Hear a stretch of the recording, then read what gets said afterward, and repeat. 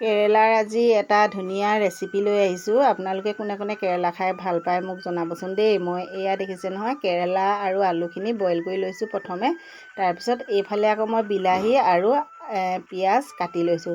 এয়া বইল হৈ গ'ল দেখিলে নহয়। বইল হোৱাৰ পিছত মই কেৰেলাখিনিৰ মাজৰ পৰা যিখিনি গুটি আছিলে গুটিখিনি মই উলিয়াই ল'লোঁ। উলিয়াই লোৱাৰ পিছত এইফালে মই আকৌ কেৰাহী এখন পাতি ল'লোঁ। কেৰাহী পাতি তাতে মই তেল দি দিলোঁ। তেল দিয়াৰ পিছত কেইটামান জিৰা ফুটাই ল'লোঁ। তাৰপিছত পিঁয়াজ দি দিলোঁ। তাৰপৰা মোৰ ওচৰত আছিলে নৰসিংহ পাত কেইখিলামান, সেয়াও মই দি দিলোঁ। দিয়াৰ পিছত মই ধনিয়াৰ গুড়ি অলপমান আৰু ৰেড চিলি পাউডাৰ অকণমান দি দিলোঁ। তাৰপিছত দিয়াৰ পিছত মই যে বইল কৰি লৈছিলোঁ আলুখিনি, সেই আলুখিনি পিটিকি মই সেই মছলাখিনিতে দি দিলোঁ। দি এইখিনি মিলাই ল'লোঁ।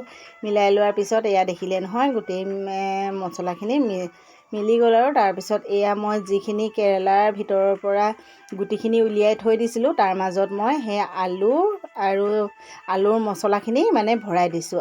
আলুৰ মছলাখিনি ভৰাই এয়া দেখিলে নহয়, গোটেইকেইটা মই ৰেডি কৰি ল'লোঁ। ৰেডি কৰি ইয়াত এখন কেৰাহী ল'লোঁ। লৈ এয়া তেল অলপমান দিলোঁ। দি পেলাই কেৰেলাকেইটা দি দিছোঁ। এতিয়া দি ফ্ৰাই কৰি লৈছোঁ এইধৰণে কোনে কোনে খাইছে বাৰু জনাবচোন মোক।